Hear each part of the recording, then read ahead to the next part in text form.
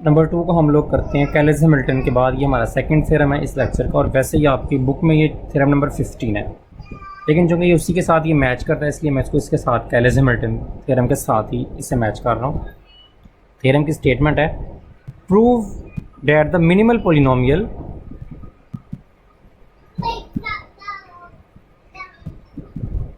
Prove that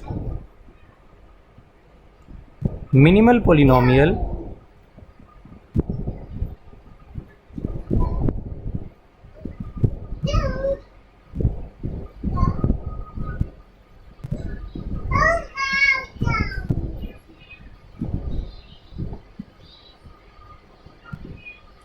m into t divides every polynomial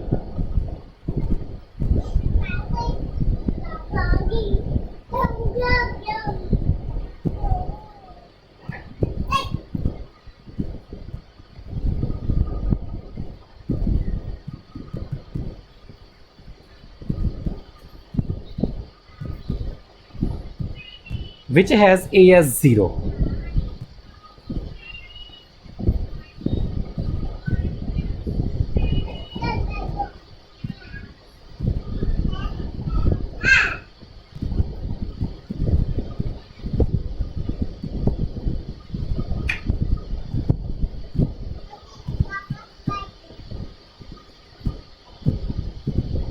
proof. अच्छा, पहले तो मिनिमल पोलिनोमियल की डेफिनेशन को देख लें। एक पोलिनोमियल को मिनिमल पोलिनोमियल को कहते हैं, मिनिमल पोलिनोमियल कहते हैं अगर वो करैक्टरिस्टिक्स पोलिनोमियल को डिवाइड करे। ठीक है, ऐसी पोलिनोमियल जो करैक्टरिस्टिक्स पोलिनोमियल को नंबर 1 डिवाइड करे, नंबर 2 ए जो है जिसकी करैक्टरिस्टिक्स पोलिनोमियल आपने निकाली है वो उस पोलिनोमियल का रूट हो, यानी कि M of A equal to 0। ये जैसे ये मिनिमल एम ऑफ टी कह रहे हैं ना, अगर इसमें ए रख दें तो एम ऑफ ए का आंसर इक्वल टू 0 आ जाए। और every irreducible factor of delta T, जो आपकी करैक्टरिस्टिक्स पोलिनोमियल है उसके अगर फैक्टर कर लिए जाएं, इररिड्यूसिबल फैक्टर, फॉर एग्जांपल ये आपकी करैक्टरिस्टिक्स पोलिनोमियल है, सपोज ये करैक्टरिस्टिक्स पोलिनोमियल है, तो इसके फैक्टर अगर कर लिए जाएं इररिड्यूसिबल, यानी कि जिनको मजीद रिड्यूस ना किया जा सके, x+1 और x-1, तो हर फैक्टर जो है वो इसको डिवाइड करे, जिस पोलिनोमियल की बात कर रहे हैं, जिसको हम मिनिमल कहना चाह रहे हैं, यानी कि करैक्टरिस्टिक्स पोलिनोमियल का हर इररिड्यूसिबल फैक्टर जो है वो आपकी अगर पोलिनोमियल को डिवाइड करेगा, जो पोलिनोमियल आपके पास पड़ी है, तब आप उसको कह सकते हैं कि वो मिनिमल पोलिनोमियल है। समझ आ गई इस बात की कि आप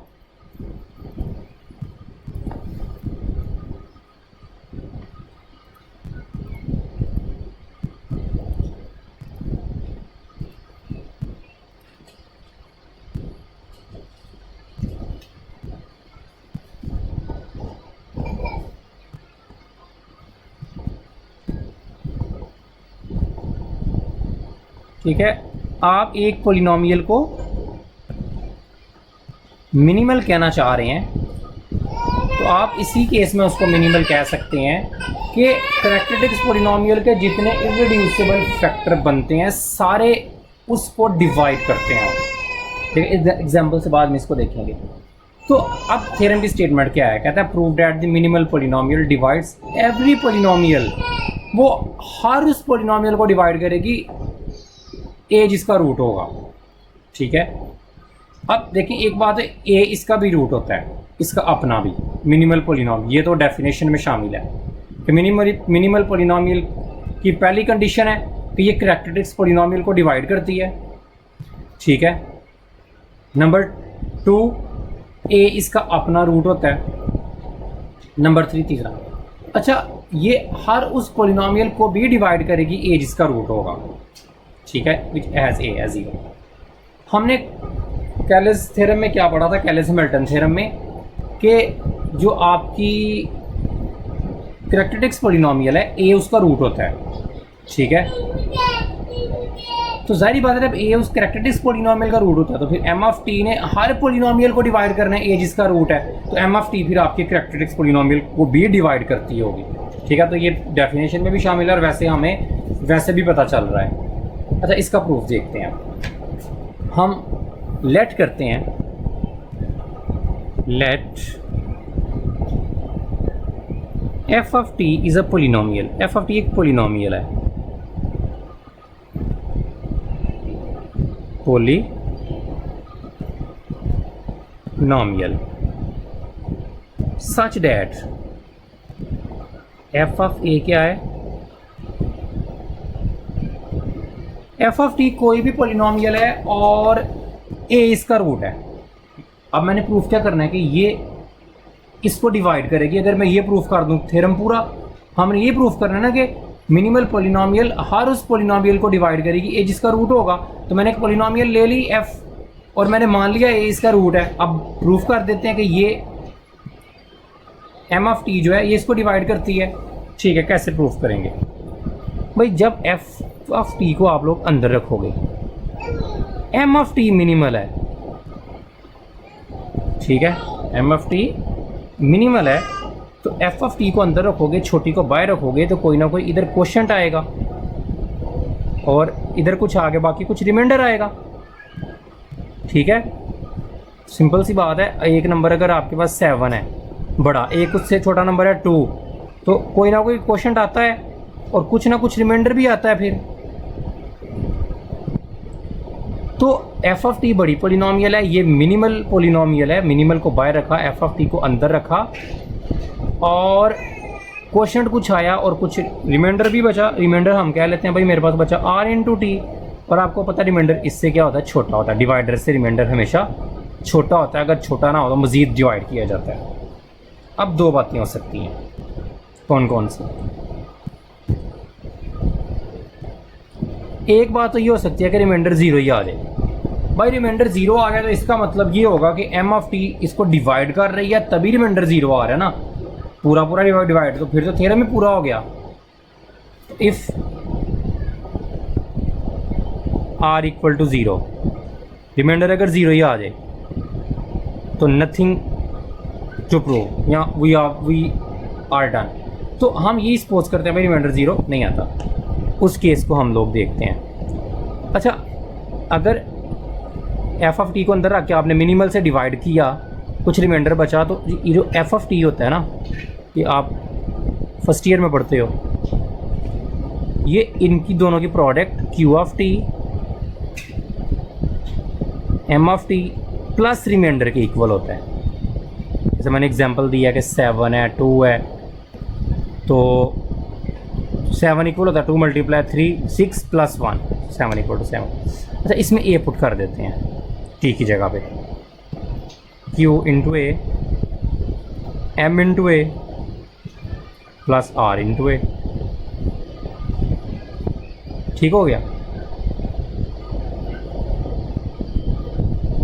अच्छा, एफ ऑफ ए तो 0 के इक्वल है ना, हमने ये तो कहा है कि एक पॉलिनोमियल लीजिए ए जिसका रूट था, तो ये तो 0 हो गया।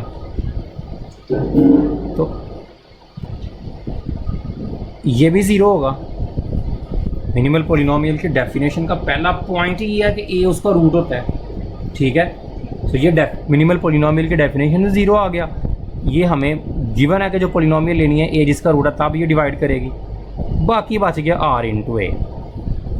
इसका मतलब ये हुआ कि आर इंटू ए भी क्या आ गया, 0। भाई हमने तो कहा था कि मिनिमल पॉलिनोमियल है m,